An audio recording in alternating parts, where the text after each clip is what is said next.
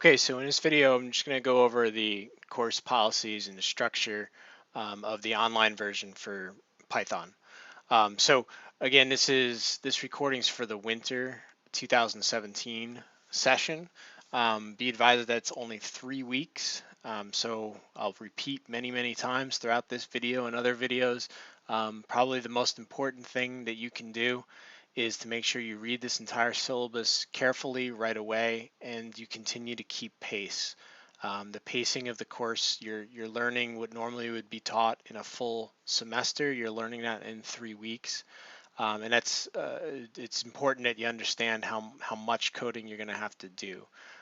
For this course, I would advise you to plan on spending anywhere from 3 to 4 hours almost every single day working through these videos and working through programming examples as we go through.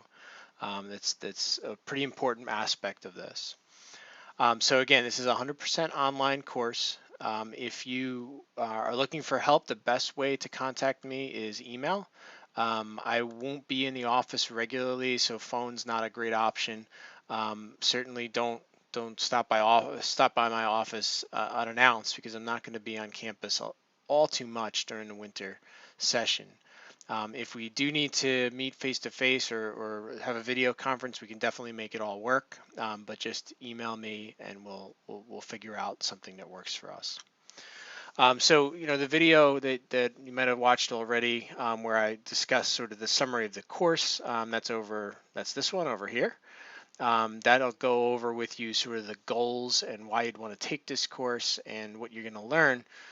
This lecture or this video that you clicked on right over here is more about the delivery of it and how to deal with the online course aspect of it. So first off, in terms of delivery, the web page that you see on the screen right now, that's where you want to stay. That's where all of the assignments are going to be. That's where all the videos are linked from. The only time we'll be using any other part of a web page is for submitting homework assignments, and that is going to be done through Moodle. So you can log into Moodle using your regular Ramapo username and password, and you'll see links to upload Python assignments. But other than that, all of the information that you need is on this web page. You should certainly check that regularly. If I change anything or if I make any announcements, I'll do that over email. Please make sure that you're checking your email frequently. Again, you don't want to miss an important message and fall behind. The most important part about taking an online course is realizing that it's kind of all on you in terms of managing your time. And of course, during a winter break, we've got holidays, and it's easy to sort of skip some lessons or think maybe you can catch up later. If you've taken a computer science course before, you know that everything builds upon the last topic. If you've never taken a computer science course before, one of the things that most people find surprising is how much each topic builds on the next. So this first week of the semester, you do not want to fall behind. It will be very difficult to catch up. So make sure that you use your time wisely, and let me know if you run into any problems. For the course, we do have a textbook. It's the Introduction to Computation using and Programming using Python. It's actually the first version of the book. There has been a second version released, and this is a little confusing, and I apologize for that, but the videos and all of my content that I go over uses Python version 3. This textbook, it actually uses Python version 2. There are very small differences between those two dialects of the language, not enough to get all that worried about, and I clearly mention where the material in my videos throughout this course might differ from something you see in a textbook. It's relatively rare. The newer version of this textbook has indeed been rewritten for Python 3 and is a great resource, but what I want you all to know is that when I mention page numbers and when I talk about specific sections of the textbook in the modules, I'm referring back to this particular textbook, this version of the textbook. So if you end up getting the older one, I think that that's probably the best route. In the modules, I will explain when there's a relevant difference between what you're seeing me do and what you see in the textbook. If you get the newer version that does cover Python 3, it will be it'll go right along with my videos, but the page numbers and the section numbers that I refer to will not be the same. For the course, you're going to have to install Python, specifically Python 3. And I can't stress enough how important it is that you recognize that there are multiple versions of Python and that your work and all of my work will be using Python 3. That can be installed on Windows, that can be installed on a Mac, and all distributions of Linux. Any source code editor will be fine. And again, I'll be using in the videos. I use Sublime. I also used Atom. You can use Visual Studio Code. I don't recommend using the full-blown version of Visual Studio. If you're a computer science major and you've taken other courses in C++, that might be what you're used to. That's not really appropriate for a full-blown for a Python program. It certainly can be made to work. I would recommend using Atom. That's what is installed on the lab computers. If you ever find yourself on campus during the semester, you can use it there. Everything is free though, and so you shouldn't find yourself having to pay for anything related to Python. The course itself, like I said, it's a very condensed schedule. It's broken out into 3 weeks. The first week is really, if you haven't programmed, the first week is all about the most basic introduction to programming, and you're going to be learning a lot of topics in that first week. So again, I don't want to discourage anybody, but I want everybody to be aware of those dates. Our semester is starting Friday the 23rd, and our first assignments are going to literally be due on New Year's Day. I'm not a fan of that schedule, but that's what the schedule is. And so, just make sure that you can use your time wisely within that break, within that week, and submit the work that's assigned for you. Again, for those of you who are computer science majors, this first week is useful. You already know the syntax. You already know the concepts. You're just going to be focusing on syntax. If you're new to programming, though, this is a very, very important first week. Second week, we're going to be covering some more advanced concepts and things that are a little bit more specific to Python. And then the third week, we're going to be dealing with some topics that are fairly advanced for computer science or an introductory computer science course. And that'll be leading up to our final exam. Each week, you're going to have a homework assignment that's due. We'll talk about that in a moment. And we are going to have a midterm and a final exam as well. Last day of the semester is on Saturday the 14th. I'm going to have the final on Friday. Recommended pace. Again, I have obviously set a pace here. We are going to have the midterm, which will cover up through module 12. You should view this schedule as sort of a minimum pace.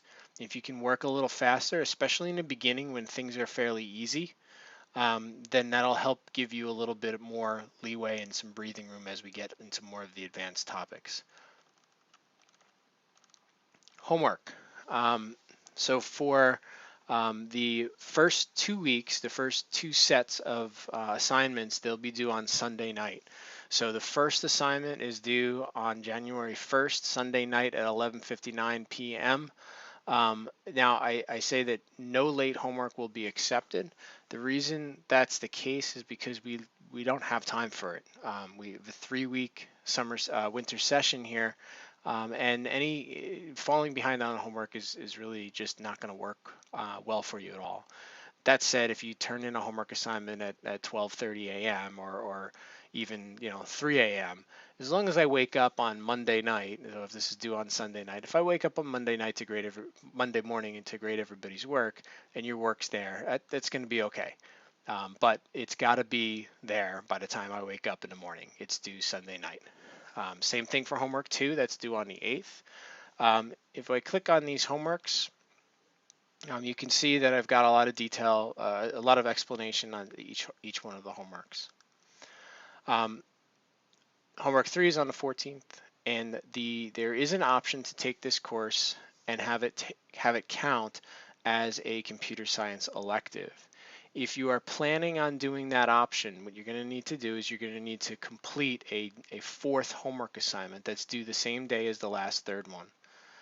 This homework assignment's strictly really for majors, people who have already learned C++, because it actually requires you to do a lot of C++ work.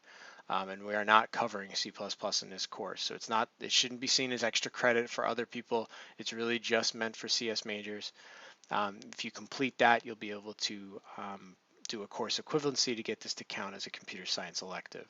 But I want to again highlight that that's not required for people who are not computer science majors, or if you're not trying to make it count as one of your electives.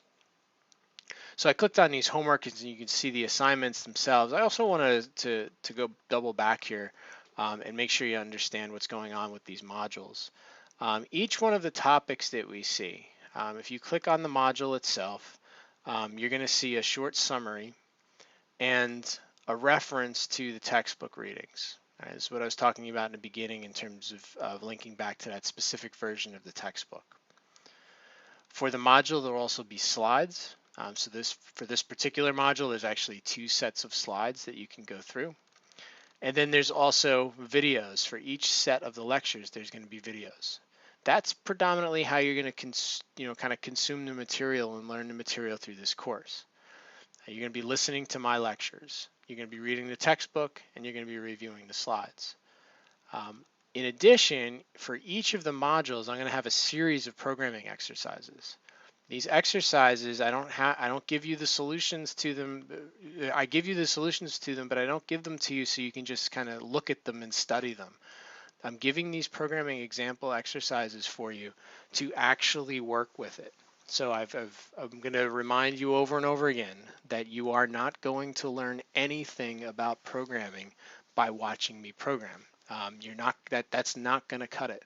You have to do the programs yourself. I provide you a solution video so you can kind of have some insight as to how I did it. I do provide you source code for solutions. Those are useful for you to look maybe if you get stuck or maybe you were wondering if there was a different way to do some of these exercises. But while you're working through the modules and while you encounter these programming exercises, it's very important that you do them yourself. That's what's going to allow you, when we get to these homework, that's what's going to allow you to do these homework assignments. These homework assignments are going to ask you questions that I have not gone over in lectures. For computer science majors, I think you understand that. If you're new to computer science, if this is your first programming course, that's something new. This is not the type of course where I'm going to talk about on lectures particular facts, and then you're just going to answer those questions remembering the facts that I went over in a lecture. That's not how this works. It's all about problem solving. Homework 1, 2, 3, and of course the CS major one are all unique questions. They're going to be solved in different ways, and you're going to be applying the skills that you practice during those program exercises. If you do not do the programming exercises and you just simply watch the videos passively, you won't get good at this and you won't be able to do the homework. All right, so make sure that you keep these homeworks in mind as you start looking through each one of these modules. Your ability to do these programming exercises that are at the bottom of each one of these modules is really what's going to allow you to do the homeworks, and then of course the final and the midterms. All right, and so that's the next section down here. This is a 100% online course. You are going to be taking the final and the midterm remotely. Wherever you are, you can, as long as you have your machine set up, obviously for Python. I'm going to be emailing you the exams. You're going to be emailing back your answers and your solutions by the designated due date. So for the midterm, that's going to be held on January 6th. You have an option as to whether to take the exam at 9 a.m. and have it due back at 12, so you have 3 hours, or at 6 p.m. So if some of you work, you might want to do the 6 p.m. instead of the 9 a.m. That's fine. You are required to let me know in advance which time slot you're going to take the midterm and the final. And as long as you tell me in advance, that's fine. And you just need to upload your solutions to Moodle. During those time slots, of course, I'll be online. I'll be available to answer any questions that you might have. So the exams do not require you to come on campus. For grading, the homeworks are worth 30%, so there's 3 homework assignments, 10% each. For computer science majors, the 4 homework assignments are averaged together and they'll count as 30%. We've got a midterm and a final that are both worth 35%. The midterm and the final are going to include programs that are similar to programming exercises in scope. So you're going to have to program in a timed environment with a time deadline. And again, just go back and remember what I talked about in terms of the modules. The programming examples and exercises in the modules, if you're doing them on your own without looking at my solutions, you're going to be perfectly fine on the midterm and final. If you can't do the programming exercises on your own, not only are you not going to be able to do the homework, but you're not going to be able to do the midterms. So again, take those exercises as sort of early warning. If you feel like you are not confident being able to do them yourself, that's when you need to get in touch with me and get some extra help. In terms of the letter grades, if you look at what you did on all the assignments and you apply the weightings, you're going to come up with a general score. If you get something like a 78, what that's telling you is that at the minimum you'll get a C+. I do curve in this class, but I don't curve individual assignments. I curve at the end. So is it possible that if you get a 78 that floats up to be a B- or a B? Yes, that is possible. What I can tell you is that generally we don't have much of a curve in this course. Enough people do well that generally whatever your numeric score maps to as a letter will be what you get. Just a quick note about academic integrity. Certainly this is an online course. You have a degree of trust about working alone. Know that it's easy for me to see when you've written programs either with the help of someone else or taking some sort of parts of a program off the internet. Certainly the internet is a programming resource. You are allowed to look up solutions and find ways to work with functions and classes and all sorts of stuff that we'll see throughout the semester. If you're finding complete problems from people who are also in the class or people who used to take the class or wherever, realize that that's very easy for me to find. I have all the previous assignments. If I see you turning in homework assignments or exams or anything like that that looks like something I've seen before, you're going to be referred to the provost immediately. So please take that seriously. It's quite easy for me to find. So I think that's it in terms of policy. Just the emphasis needs to be on making sure that you go through these modules in a timely fashion. Make sure that you're getting all the work done within each individual week. Stay on track and make sure that you spend a lot of time going through those programming examples on your own. And you should do well in this course. Most students actually do quite well in this course. Okay, thanks.